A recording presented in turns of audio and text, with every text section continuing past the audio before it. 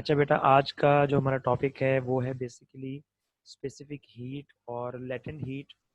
और इसके बाद फिर टाइम होगा तो वो हम लोग डिस्कस करेंगे पास्कल लॉ को डिटेल से, उसकी डेरिवेशन करेंगे। तो next now now start with the specific heat. So इससे पहले हमने फ्लूइड के बारे में डिस्कस किया। तो हम जानते हैं कि फ्लूइड क्या है। It is continuously deformation in the substance under shear stress. अगर हम shear स्ट्रेस कॉन्टीन्यूसली अप्लाई करें और उसके बाद अगर किसी सब्सटेंस की में डिफॉर्मेशन भी कॉन्टीन्यूस पैदा हो तो उसे हम कहते हैं फ्लूइड है। फिर हम जानते हैं जो हमारे फ्लूइड्स हैं उनको हम डिफरेंट पर्पसेस के लिए इस्तेमाल करते हैं। आपकी फूड इंडस्ट्री के अंदर सारा जो फ्लूइड इस्तेमाल होता है, प्रिजर्वेशन प्रिजर्वेटिव्स इस्तेमाल किए जाते हैं उस फ्लूइड को प्रिजर्व करने के लिए। फिर अगर फ़र्ज़ करें अगर जूस का एक पैकेट है और एक पैक है, उसमें जूस को पोर किया जाता है, तो उसको मखसूस प्रेशर के अंदर उसको पोर किया जाता है। फिर एक लेवल पे उसके अंदर एयर को फिल किया जाता है या एयर रहने दी जाती है ताकि जो प्रेशर है फ्लूइड का वो मेंटेन रहे। फिर एक मखसूस पैक के अंदर उसको अगर फिल करेंगे तो फिल किया जाता है कि हम जानते हैं कि जब हम लोग उसको फिल कर देंगे उस पैक के अंदर तो उसका स्टैटिक प्रेशर जनरेट होता है। वो प्रेशर उसकी वॉल्स पे अप्लाई होगा उस पैकिंग पे। अगर वो वॉल्स थिन होंगी, बहुत ज़्यादा कमज़ोर होंगी, तो वो जो प्रेशर है वो ज़्यादा होगा और वो उस जो पैक है उसमें वो लिक्विड नहीं रह पाएगा। इसलिए उसको मखसूस उसकी थिकनेस रखी जाती है ताकि वो जो फ्लूइड का प्रेशर अगर एक्सर्ट हो भी रहा है उसकी वॉल्स के ऊपर तो वो बर्दाश्त कर जाए। इसी तरीके से जो सराउंडिंग की हीट होती है वो उसी अगर मैं जूस की एग्जांपल दूं, लाइक हमारे पास एक नेस्ले का जूस का पैक है, उसकी सराउंडिंग में जो हीट होगी, जाहिर बात है वो जो जो लिक्विड है वो उसको भी एब्जॉर्ब करेगा। वो जो हीट एब्जॉर्ब करेगा या हीट जब कोल्ड वेदर होगा तो वो हीट को रिलीज करेगा। तो ये दोनों चीज़ें भी हमने साथ देखनी है। जो हमारे पास फूड एटम्स हैं उसमें जब हम हीट को प्रोवाइड करेंगे या खुद ब खुद वो सिस्टम सराउंडिंग्स के हिसाब से हीट के साथ कनेक्शन होता है, फ्लो ऑफ हीट होना शुरू हो जाएगी। तो हमारा जो फ्लूइड है जिसको हमने प्रिजर्व भी किया हुआ है, प्रिजर्वेटिव भी डाले हुए हैं उसके अंदर, तो पॉसिबल है उसमें कहीं ना कहीं मतलब जम्स क्रिएट होना शुरू हो जाए या फिर उसके अंदर उसका जो टेस्ट है वो चेंज होना शुरू हो जाए। उस हीट की वजह से केमिकल रिएक्शन हो उसके अंदर, उसका टेस्ट चेंज हो जाए। तो उसके लिए हमें पढ़ना पड़ता है पहले से कि फ़र्ज़ करें इस लिक्विड को, इस जूस को हमने इस जगह रखना है तो ये कितनी हीट एब्जॉर्ब कर लेगा और उससे जो हमारा फ्लूइड है, जो उसका अंदर जूस है, वो उस कितनी हीट तक बर्दाश्त करेगा, अपना केमिकल रिएक्शन नहीं होने देगा और इस मखसूस हीट पे जाके उसके अंदर केमिकल रिएक्शन होना शुरू हो जाएंगे। ये डिपेंड करता है वो कितनी हीट एब्जॉर्ब करेगा। तो जो एब्जॉर्प्शन ऑफ हीट है किसी भी सब्सटेंस की, वो जो सराउंडिंग से एब्जॉर्ब कर रहा है या हम प्रोवाइड कर रहे हैं खुद ब खुद एब्जॉर्ब कर रहा है या सराउंडिंग सिस्टम से चीज़ें सराउंडिंग में जा रही हैं, सराउंडिंग एब्जॉर्ब कर रहा है सिस्टम से, तो वो कितनी हीट एब्जॉर्ब करेगा उसकी वैल्यू को फाइंड करना हो। और वो इस हीट के एब्जॉर्ब होने से हम जानते हैं कि सब्सटेंस का टेम्परेचर राइज कर जाएगा। वो जो टेम्परेचर राइज करेगा वो कितना करेगा, उसके लिए हमें पढ़ना पड़ता है स्पेसिफिक हीट। तो हर सब्सटेंस की एक मखसूस हीट होती है जिस पे वो सब्सटेंस जो है उस हीट को एब्जॉर्ब करके उस सब्सटेंस का टेम्परेचर जो है वो वेरी करता है। तो फिर स्पेसिफिक हीट क्या है कि वो अमाउंट ऑफ सब्सटेंस है जो किसी भी सब्सटेंस अमाउंट ऑफ हीट है जो किसी भी सब्सटेंस ने एब्जॉर्ब करनी है पर यूनिट मास। लेकिन वो जो एब्जॉर्ब करेगा हीट पर यूनिट मास के हिसाब से वो कितना उसके टेम्परेचर में चेंज लेकर आती है। तो जितना वो टेम्परेचर में चेंज लेकर आएगी with respect to the absorption of heat on per unit mass, तो वो हीट कहलाएगी स्पेसिफिक हीट। यानी वो मखसूस हीट है जो किसी भी सब्सटेंस के टेम्परेचर में चेंज लेकर आती है। लेकिन वो स्पेसिफिक हीट उसको उस हीट को स्पेसिफिक हीट कब कहेंगे किसी सब्सटेंस की, जब वो जो चेंज लेकर आए टेम्परेचर में वो 1 डिग्री सेल्सियस होना चाहिए या 1 केल्विन होना चाहिए। तो अगर वो 1 डिग्री सेल्सियस तक किसी भी मैस में चेंज उसके टेम्परेचर में चेंज ले आए पर यूनिट मैस के हिसाब से, जितनी हीट वो एब्जॉर्ब करेगा 1 डिग्री सेल्सियस राइज के लिए, वो कहलाएगी उसकी स्पेसिफिक हीट। इसका मतलब ये मखसूस हीट है जिसके एब्जॉर्ब होने से एक सब्सटेंस का टेम्परेचर 1 केल्विन राइज कर जाता है। और ये हर सब्सटेंस के लिए डिफरेंट होगी क्योंकि हर सब्सटेंस की जो कंपोजिशन है उसमें फ़र्क होता है, उनकी बॉन्डिंग में फ़र्क होता है। तो हर सब्सटेंस की एक मखसूस ही एक ही हीट से हर सब्सटेंस का टेम्परेचर 1 केल्विन राइज नहीं करेगा। तो ये डिपेंड करता है, वेरी करता है सब्सटेंस टू सब्सटेंस। तो हर सब्सटेंस, हर फ्लूइड की अपनी एक मखसूस स्पेसिफिक हीट होगी जिस पे उसका टेम्परेचर 1 केल्विन राइज करेगा। मैंने जैसे आपको पहले एग्जांपल दी कि हमारे पास जूस का पैकेट था, तो जूस के पैकेट में हमें पता होगा अब कि ये जो लिक्विड है इसके अंदर, तो या दूध का हमारे पास पैकेट है, ये लिक्विड है, ये पैक किया हुआ है, ये सराउंडिंग से कितनी हीट एब्जॉर्ब कर सकता है और वो हीट इसके कितने टेम्परेचर में राइज लेकर आएगी, तो उस हिसाब से उसको पैकिंग की जाती है। उस हिसाब से उसकी जो थिकनेस है, उसकी जो पैक की है वो रखी जाती है, ताकि वो सराउंडिंग के साथ उसका कॉन्टैक्ट, जो हीट कॉन्टैक्ट है वो कम से कम हो, ताकि वो ज़्यादा जो है डिस्टर्ब ना करे अंदर क्या है जो हम फ्लूइड को। इसलिए कहा जाता है कि कोशिश करें उसको जो है वो कोल्ड वेदर में या कोल्ड कंडीशन में रखें, ताकि अगर ज़्यादा हीट एब्जॉर्ब कर लेगा ये, तो पॉसिबल है उसके अंदर केमिकल रिएक्शन होकर उसका टेस्ट चेंज हो जाएगा और वो ख़राब होना शुरू हो जाएगा। तो हम जानते हैं कि अगर हमने स्पेसिफिक हीट फाइंड करनी है तो हमें हीट का सहारा लेना पड़ता है। अब हीट को हम क्यू से डिनोट करते हैं, मैस को हम एम से डिनोट करते हैं और चेंज इन टेम्परेचर को हम डेल्टा टी से डिनोट करते हैं।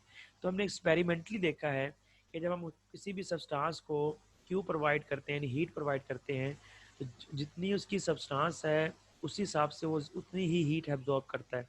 मतलब this Q is directly proportional to mass.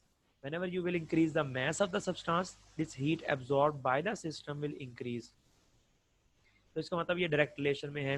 Similarly हम जानते हैं कि अगर फर्ज करें किसी सब्सटेंस को हीट प्रोवाइड करें, उसका टेम्परेचर भी उतना ही राइज होगा जितनी आप उसकी हीट प्रोवाइड करते हैं। इसका मतलब है कि whenever you provide the heat to the substance, so it will increase the temperature, and whenever you increase the heat, more heat, then the temperature will more increase with the direct relation. So it means heat has direct relation with temperature. तो Q is directly proportional to T, Q is directly proportional to M. तो हम दोनों equation को combine करेंगे, then we will get the Q is proportional to M into delta T. तो हम देखें अगर प्रोपोर्शनलिटी से ख़त्म करें तो इक्वल यूज़ होता है, और इक्वल के साथ हम यूज़ करते हैं constant. That type of constant is known as specific heat. उसको हम C से डिनोट करते हैं और उसको हम स्पेसिफिक हीट कहते हैं।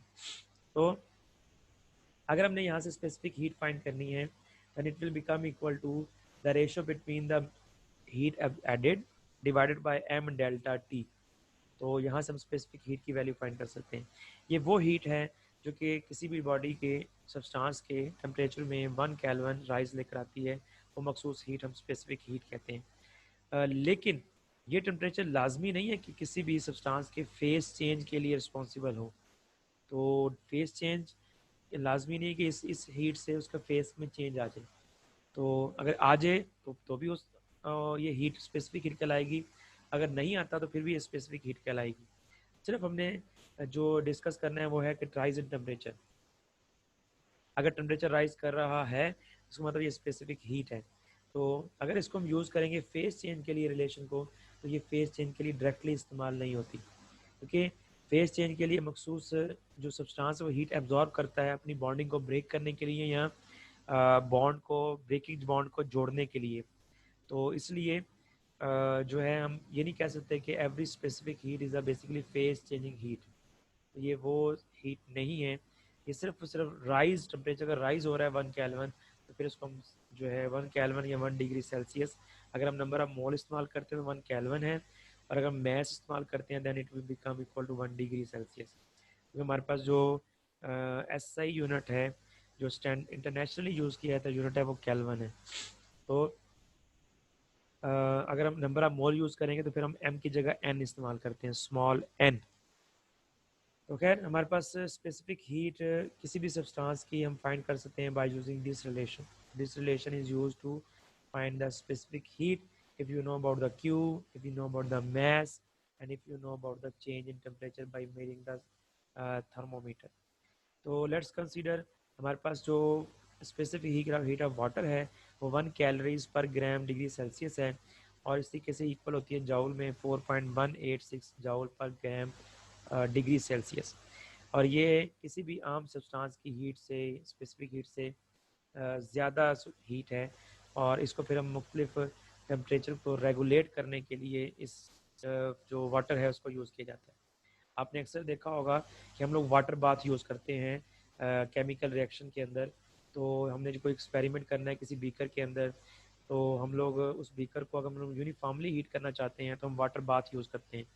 तो वाटर बाथ इसलिए यूज़ किया जाता है इसलिए उसमें जो उसकी स्पेसिफिक हीट है वो ज़्यादा है, बाकी सब्सटेंस से वो यूनिफॉर्मली हीट कर देता है उसके बॉटम को। जिस जब वो किसी बीकर का बॉटम इन कॉन्टेक्ट आता है उस वाटर बाथ के अंदर वाटर के साथ, जो हॉट वाटर होता है उसके साथ।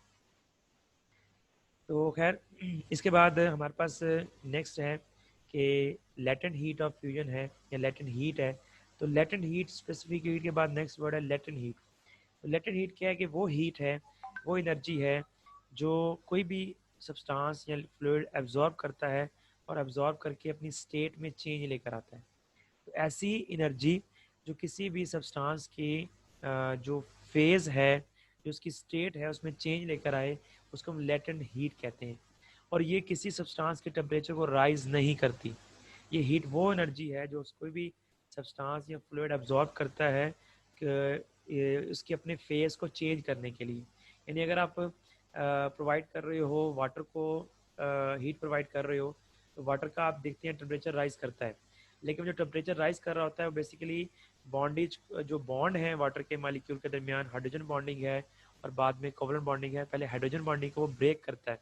तो आप हीट इसलिए दे रहे होते हैं, उसका मतलब है कि वो जो सरफेस पे मालिक्यूल्स होते हैं उसके बॉन्ड ब्रेक होना शुरू हो जाते हैं। तो इसका मतलब जितनी आपने हीट प्रोवाइड की सारे के सारी जो उसकी बॉन्ड ब्रेकेज के लिए इस्तेमाल हो गई, इसलिए जो उसका टेम्परेचर है वो इंक्रीज़ नहीं करता।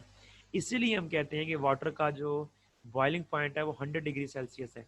हम हीट तो दे ही जाते होते हैं, लेकिन वाटर का टेम्परेचर आप नोट करेंगे तो वो कॉन्स्टेंट 100 डिग्री सेल्सियस ही मिलेगा आपको ऑन बॉइलिंग। जो एक्स्ट्रा हीट है वो किस लिए इस्तेमाल हो रही है? वो हीट जो सरफेस पे मालिक्यूल, वैसे बॉटम पे मालिक्यूल होते हैं, जब वो सरफेस पे जाते हैं वो हीट एनर्जी एब्जॉर्ब करके उसके दरमियान हाइड्रोजन बॉन्डिंग ब्रेक होना शुरू हो जाती है। जैसे वो हाइड्रोजन बॉन्डिंग ब्रेक होना शुरू हो जाती है तो वो एनर्जी जो आप एक्स्ट्रा दे रहे हो वो हाइड्रोजन बॉन्डिंग ब्रेक करने के लिए इस्तेमाल कर लेता है मालिक्यूल। तो वो इसका मतलब बैलेंस हो जाती है कि आपने जितनी प्रोवाइड की वो इंक्रीज़ की हीट, वही इंक्रीज हीट ने बॉन्ड को ब्रेक किया, यानी बॉन्ड को ब्रेक करने में इस्तेमाल हो गई, तो वो इसका मतलब है ज़ाया हो गई। तो इसका मतलब है कि जो वाटर का जो टेम्परेचर है वो 100 डिग्री पे था, आपने उसको प्रोवाइड किया लाइक 105।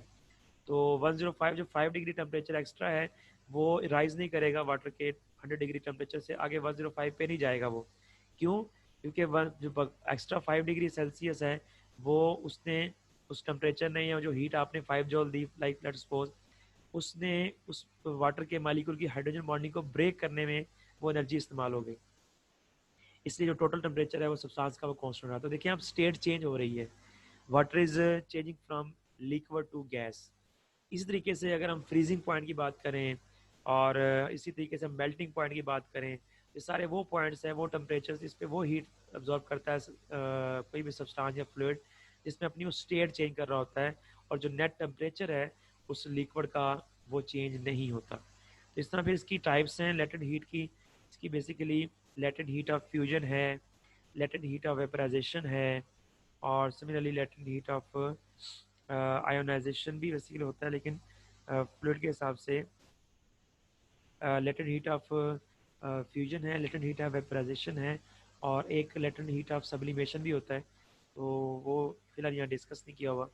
बेसिकली ये सारी चीज़ें heat of fusion, heat of vaporisation, ये वही हीट है जो कि फ्यूजन के लिए इस्तेमाल हो रही है और वेपराइजेशन के लिए इस्तेमाल हो रही है। देखिए यहाँ लिखा हुआ है, for example when a pot of water is kept boiling the temperature remains 100 degree Celsius और फ़ारेनहाइट में 212 फ़ारेनहाइट डिग्री। तो देखें until the last drop evaporate, यहाँ तक कि सारा का सारा जो फ्लूइड है वो एवेपोरेट ना हो जाए, जो वाटर है वो सारा सारा जब तक एवेपोरेट ना हो तब तक भी उसका जो टेम्परेचर है वो 100 डिग्री सेल्सियस ही रहता है, उसमें वेरिएशन नहीं आती। तो that is called latent heat of fusion, उसे लेटेंट हीट ऑफ फ्यूजन कहते हैं। तो इसके बारे में इसकी एडवांटेजेस क्या क्या हैं, बाकी आपने इसको यहाँ से स्टडी करना है, उसको डिटेल्स मैंने आपसे डिस्कस किया है। और इसके बाद latent heat and heat capacity है। हीट कैपेसिटी वही है जो हमने ऊपर स्पेसिफिक हीट पढ़ी है। तो ये अमाउंट ऑफ हीट है which is required to raise the temperature of the substance through 1 kelvin और 1 degree Celsius, that is heat capacity. तो अगर हम स्पेसिफाई कर देते हैं मैस को तो फिर हम उसे स्पेसिफिक हीट कह देते हैं। तो हम अगर देखें तो हमारे पास जो हीट कैपेसिटी है वो तमाम सॉलिड्स के लिए हाई होती है, लेकिन जो हीट कैपेसिटी अगर अमोनिया की बात की, वो कम होती है, क्योंकि अमोनिया बाकी तमाम लिक्विड सॉलिड की हाई होती है, लेकिन अमोनिया की कम होती है, क्योंकि अमोनिया जो है वो बेसिकली बड़ी जल्दी सराउंडिंग से टेम्परेचर एब्जॉर्ब करके एवेपोरेट कर जाता है, तो उसकी हीट कैपेसिटी जो है वो कम होगी, यानी वो थोड़ा सा टेम्परेचर हीट एब्जॉर्ब करके उसका टेम्परेचर राइज कर देता है जल्दी। जो लेटेंट हीट ऑफ फ्यूजन है वो हाईएस्ट है तमाम सॉलिड लिक्विड की, लेकिन अमोनिया की वो भी जो है कम होती है। लेटेंट हीट ऑफ वेपरेशन जो है वो तमाम सब्सटेंस की हाई होती है, इंक्लूडिंग अमोनिया। अमोनिया का भी लेटेंट हीट ऑफ वेपरेशन है वो इतनी ज़्यादा होती है, यानी वो हीट एब्जॉर्ब कर करके वेपरेट करना शुरू करता है, बाकी में निस्बत कम होती है, लेकिन वैसे ओवरऑल देखा जाए तो उसकी वैल्यू भी चाहिए होती है आपको हीट उसको वेपरेट करने के लिए। तो इसके बाद थर्मल एक्सपेंशन है, जब हम लोग किसी भी सब्सटेंस को हीट प्रोवाइड करते हैं उसके वॉल्यूम में चेंज आता है, इंक्रीज़ करेंगे तो वॉल्यूम इंक्रीज़ करेगा, डिक्रीज़ करेंगे तो वॉल्यूम डिक्रीज़ करेगा। तो हमारे पास हमने अगर हम लोग डिस्कस करेंगे तो जब थर्मली किसी चीज़ को हीट करते हैं तो उसके टेम्परेचर में चेंज आता है, वो टेम्परेचर उसकी डेंसिटी में चेंज लेकर आता है। जब हम किसी सब्सटेंस को हीट करते हैं उसके वॉल्यूम में राइज आता है, जब किसी के वॉल्यूम में राइज आए तो उसकी डेंसिटी कम होना शुरू हो जाती है। तो इस तरीके से जो कंडक्शन ऑफ हीट है, heat required which conduct from one connector to another connector, तो वो भी हाईएस्ट होती है तमाम लिक्विड्स के लिए। सरफेस टेंशन पढ़ चुके थे, उसकी वैल्यू भी तमाम लिक्विड्स के लिए हाई होती है। और जो डिजॉल्विंग पावर है यूनिवर्सल सॉल्वेंट लाइक हमारे पास वाटर है, लाइक डिजॉल्व लाइक, वो भी इन सब्सटेंस की बढ़ जाती है डिजॉल्विंग पावर, जब हम लोग उसको हीट कैपेसिटी को इंक्रीज़ करते हैं, यानी हीट को इंक्रीज़ करते हैं। ट्रांसपेरेंसी जो है वो large absorption of radiant energy होना शुरू हो जाती है, ट्रांसपेरेंट होना शुरू हो जाता है जब हमारे पास कोई रेज हाई एनर्जी की हो जाती है, तो वो रेज हाई एनर्जी की यानी ज़्यादा हीट एब्जॉर्ब करके जो रेज वो एनर्जी ज़्यादा होती है, तो वो ट्रांसमिट हो सकती हैं एक बॉडी से दूसरे बॉडी में, depend upon the specific heat, तो उसके पास कितनी एनर्जी है। तो खैर ये हमारे पास कुछ चीज़ें हैं, हमारे पास जितना भी चेंज आता है क्लाइमेट का, तो ये भी बेसिकली हीट कैपेसिटी से बिलोंग करता है, क्योंकि हमारे पास जो ओशंस हैं उनसे से वेपोरेशन होती है, और फिर हमारे पास लैंड ब्रीज जो है वो बनती हैं, और हमारा जो टेम्परेचर है वो उसका अर्थ का जो वेरी करता है। तो नेक्स्ट हमारे पास हीट कैपेसिटी है, मैंने आपसे डिस्कस किया। Melting point of latent heat of melting and vaporisation है, उसको आपने यहाँ से पढ़ना है। बाकी सरफेस टेंशन हम लोग पढ़ चुके हैं डिटेल से, तो उसको आपने यहाँ से नहीं करना, बाकी सारे टॉपिक जो है आपने यहाँ से तैयार करने हैं। That's it.